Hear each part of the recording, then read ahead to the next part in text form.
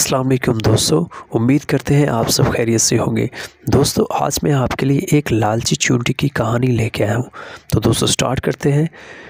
ایک دفعہ کا ذکر ہے کہ شہد کا ایک قطرہ زمین پر گر گیا۔ ایک چھوٹی سی چیونٹی آئی اور اس نے اس شہد کے قطرے میں سے تھوڑا سا چکھا۔ اسے بڑا مزہ آیا۔ اسے کام سے جانا تھا، تو جب وہ چیونٹی جانے لگی تو اس شہد کا مزہ اس کے منہ میں مزید پانی لانے کا سبب بنا۔ اس کا منہ پانی سے بھر آیا۔ کیا زبردست اور مزیدار شہد ہے! آج تک ایسا شہد نہیں کھایا۔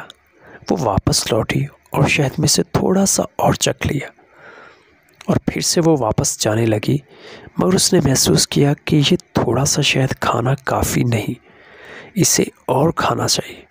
وہ رکی اور اس مرتبہ کھانے کے بجائے شہد پر گر پڑی تاکہ وہ کم سے کم وقت میں زیادہ سے زیادہ لذت حاصل کر سکے۔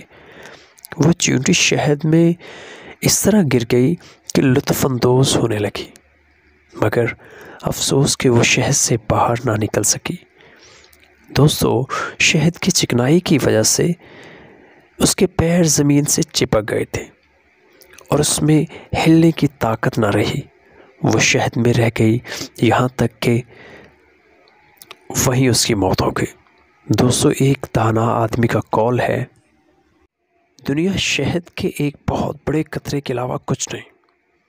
جو لوگ اس قطرے میں سے تھوڑا سا چکھیں گے وہ نجات حاصل کر لیں گے، لیکن جو لالچ میں پڑ گئے تو ہلاکت ان کا مقدر ہو جائے گی۔ دوستو ایک لالچی چیونٹی کا انجام وہی ہوا۔ امید کرتے ہیں کہ یہ کہانی آپ کو پسند آئی ہوگی۔ اس طرح کی مزید اچھی کہانیاں سننے کے لیے ہمارے چینل کو دیکھتے رہیے اور سبسکرائب کیجیے، شیئر کیجیے۔ تھینک یو سو مچ دوستو اس ویڈیو کو دیکھنے کے لیے۔